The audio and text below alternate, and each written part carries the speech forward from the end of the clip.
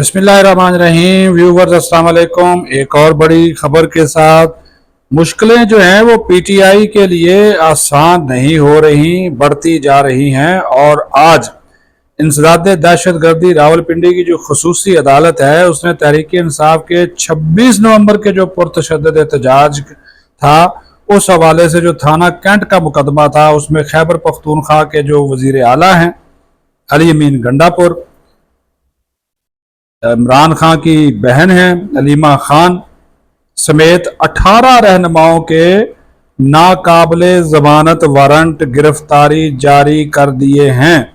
और पुलिस को यह हुक्म दे दिया है कि तमाम मुल्ज़मान को गिरफ्तार करके 8 अगस्त को अदालत में पेश किया जाए। और साथ ही साथ थाना सादकाबाद के मुकदमे में नामजद 68 मुल्ज़मान की जमानतें मनसूख करने के खिलाफ दायर प्रोसिक्यूशन की दरखास्त पर नोटिस भी जारी कर दिया। 5 अगस्त को इसकी तफसील भी तलब कर ली है।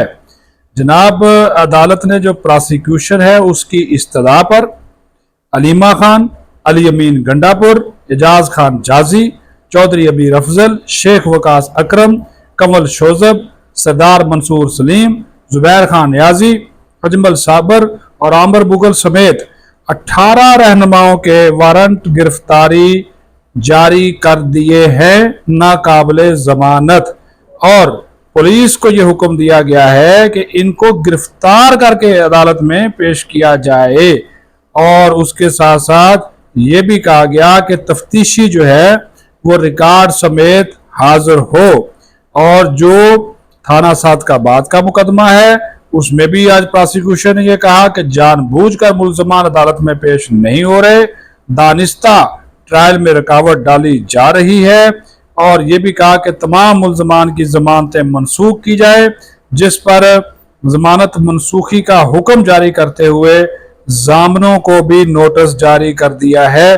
और इस मुकदमे की समाअत जो है वो 5 अगस्त तक मुलतवी कर दी गई है। तो जनाब पीटीआई के लिए हर तरफ से जनाब अब घेरा जो है वो तंग हो रहा है और तेजी के साथ अब मुकदमात के फैसले हो रहे हैं। और पीटीआई के रहनुमा अब आगे आगे हैं, छुपते फिर रहे हैं, पुलिस उनके जो है वो पीछे पीछे है और उनकी गिरफ्तारी के लिए छापे मारे जा रहे हैं।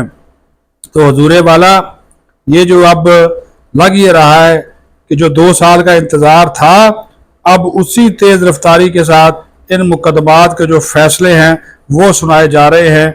और पीटीआई जो है वो अब बड़ी शदीद मुश्किल में नजर आ रही है।